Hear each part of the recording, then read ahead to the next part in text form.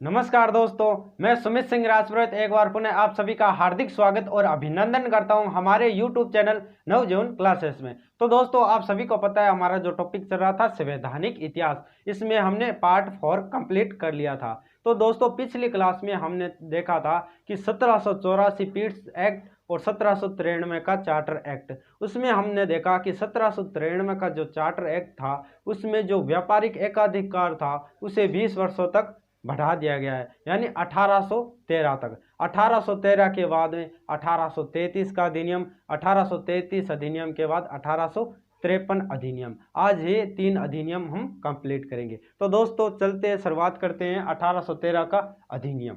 ठीक है दोस्तों, आज सर्वप्रथम ये देखेंगे, उसके बाद 1833 का देखेंगे अधिनियम, उसके बाद 1853 का। तो 1813 का अधिनियम क्या था? तो दोस्तों ये था, देखो, जो हमारी ईस्ट इंडिया कंपनी थी, ईस्ट इंडिया कंपनी के बुरे दिनों की शुरुआत हो गई। ईस्ट इंडिया कंपनी के बुरे दिनों की शुरुआत।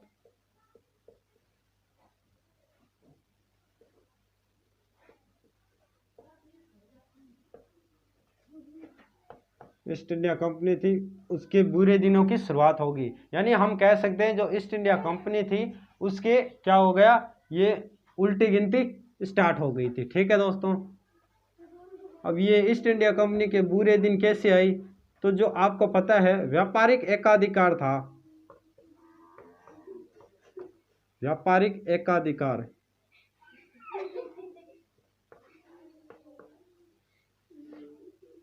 व्यापारिक एकाधिकार था, उसे क्या कर दिया गया?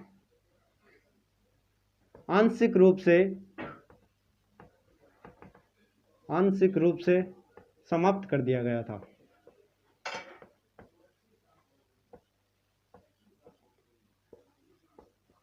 कर दिया था, यानी आपको पता है कि जो 1615 ईस्वी में सर टॉमस रो जो आया था, जो जहांगीर से न मिलकर उसकी बेगम मेहरुनिसा से जो स्वतंत्र व्यापार और एकाधिकार की अनुमति ले लेता है, तो उस व्यापारिक एकाधिकार को आंशिक रूप से इस बार समाप्त कर दिया गया, यानी पूर्ण रूप से प्रतिबंध नहीं लगाया था, आंशिक रूप से, यानी चाय व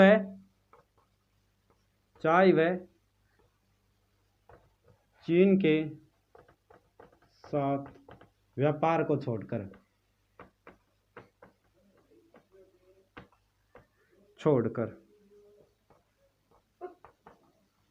ठीक है दोस्तों, यानी चाय व चीन के साथ व्यापार को छोड़कर आंशिक रूप से जो व्यापारिक एकाधिकार था उसे समाप्त कर दिया गया था। ठीक है दोस्तों, इसके बाद में क्या हुआ? इसमें जो मुख्य बात यह थी कि भारतीयों की शिक्षा के लिए,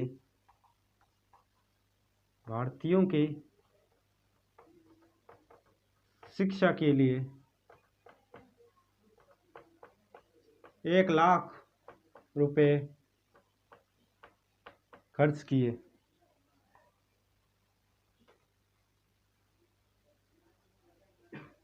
ठीक है दोस्तों, इसमें भारतीयों की शिक्षा के लिए 1 लाख रुपए खर्च किए। और क्या हुआ? जो ईसाई धर्म था, ईसाई धर्म का प्रचार प्रसार हुआ, प्रचार प्रसार। ठीक है दोस्तों, जो 1813 का अधिनियम था, इसमें 3 ही मुख्य बातें थी। क्या थी? कि ईस्ट इंडिया कंपनी के बुरे दिनों की शुरुआत हो गई थी, व्यापारिक जो एकाधिकार था उसे आंशिक रूप से समाप्त कर दिया गया था, चाय व चीन के साथ व्यापार को छोड़कर, और भारतीयों की शिक्षा के लिए 1 लाख रुपए खर्च किए गए थे, और ईसाई धर्म का प्रचार प्रसार हो गया था। तो दोस्तों ये था 1813 का अधिनियम, और इसके बाद हम देखते हैं 1833 का अधिनियम। तो दोस्तों 1813 अधिनियम के बाद हम देखते हैं 1833 का चार्टर एक्ट। ठीक है, इसमें क्या हुआ? 1833 का चार्टर एक्ट जो व्यापारिक एकाधिकार था, व्यापारिक एकाधिकार, जो व्यापारिक एकाधिकार था उसे क्या कर दिया गया? पूर्ण रूप से समाप्त। ठीक है दोस्तों, जो व्यापारिक एकाधिकार था उसे पूर्ण रूप से समाप्त कर दिया गया था। दूसरी बात मुख्य क्या थी इसमें, जो भारतीयों के लिए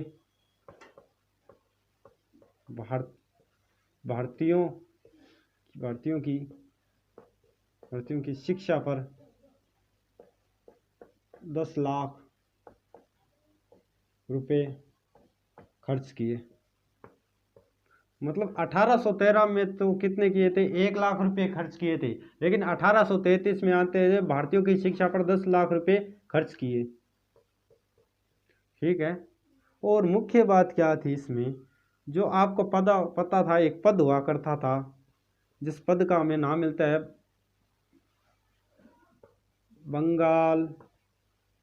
बंगाल का गवर्नर जनरल।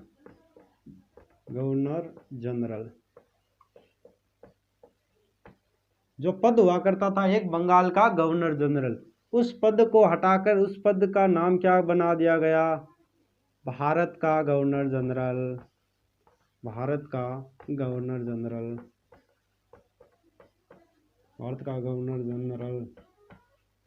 ठीक है दोस्तों, भारत का गवर्नर जनरल। अगर पूछे भारत के प्रथम गवर्नर जनरल कौन थे, तो विलियम बेंटिंग।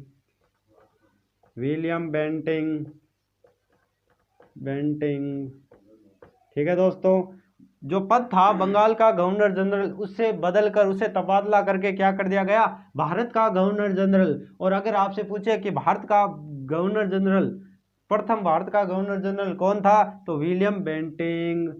ठीक है दोस्तों, जो बेंटिंग है, ये बेंटिंग था, बेंटिंग की ये बेंटिंग के सहायता के लिए जो चौथा अस्थायी सदस्य था, बेंटिंग की सहायता में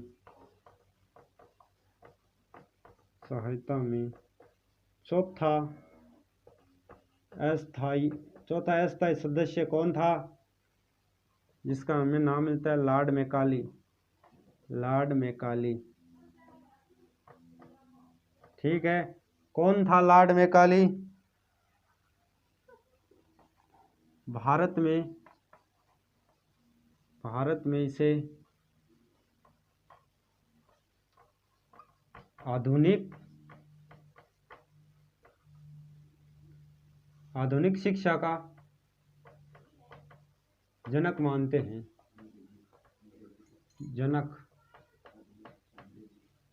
मतलब ये भारत में इसे आधुनिक शिक्षा का जनक मानते हैं, लॉर्ड मैकाले को। यानी आधुनिक शिक्षा क्या है, ये अपनी इंग्लिश। ठीक है दोस्तों, आधुनिक शिक्षा का जनक मानते हैं। और इसके समय और क्या हुआ, जो दास प्रथा थी,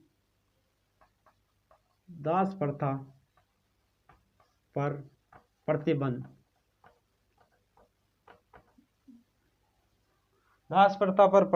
लगा। और क्या हुआ, विधि आयोग का निर्माण।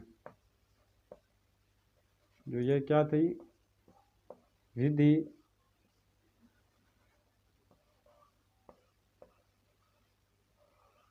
विधि आयोग का निर्माण।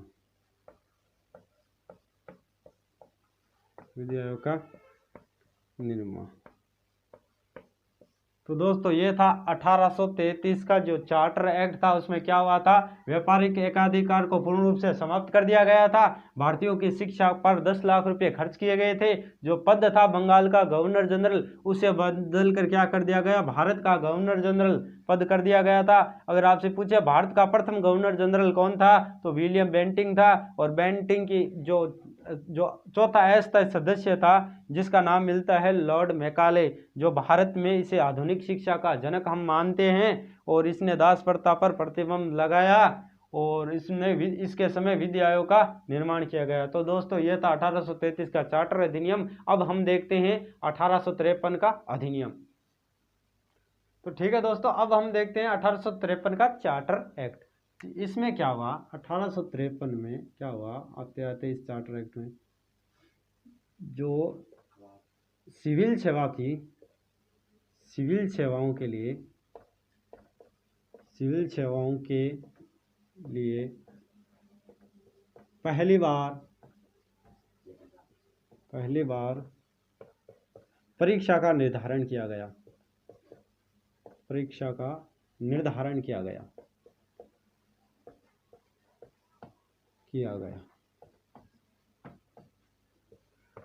दोस्तों इसमें क्या हुआ, जो सिविल सेवाओं के लिए पहली बार परीक्षाओं का आयोजन किया गया, यानी अपनी यूपीएससी का जो एग्जाम होता है, मतलब पहली बार परीक्षाओं का निर्धारण इसमें 1853 चार्टर एक्ट में किया गया। और इसकी क्या मुख्य बातें थी,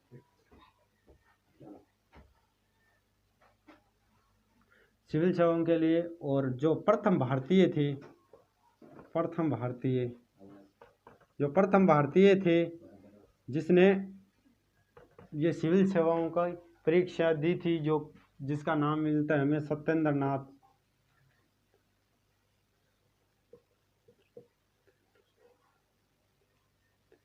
जो सत्येंद्र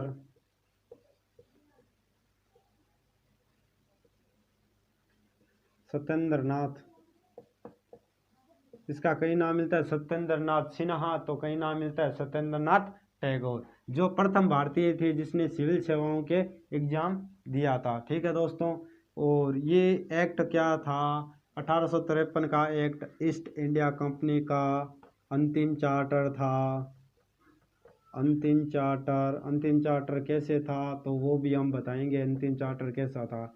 ईस्ट इंडिया कंपनी का ये अंतिम चार्टर था। और इसके बाद में क्या हुआ, जो 12 सदस्यों का विधानमंडल और विधान परिषद का भी निर्माण किया गया था। और इसमें एक जो बंगाल के लिए लेफ्टिनेंट गवर्नर जनरल का भी पद सृजन किया गया था। तो दोस्तों देखिए, 1853 का जो चार्टर एक्ट था, ये ईस्ट इंडिया कंपनी का अंतिम चार्टर था। अंतिम चार्टर क्यों था, क्योंकि 1853 के बाद में आपको पता है 1857 की क्रांति आई। ठीक है, 1857 की क्रांति ने ऐसा तहस नहस मचाया कि ईस्ट इंडिया कंपनी को अपने साथ बहाकर ले गई। 1857 की क्रांति में ये सारी डूब चुकी थी ईस्ट इंडिया कंपनी, और इसका तहस नहस हो चुका था। इसके बाद में हम देखेंगे, जो अगले वीडियो में हम नेक्स्ट जो हमारा पार्ट आएगा उसमें देखेंगे 1858 का जो एक साल, जो क्रांति के एक साल बाद जो चार्टर लगा था, जो अधिनियम लगा था, उसमें क्या हुआ कि 1857 की जो क्रांति हुई थी उसमें जो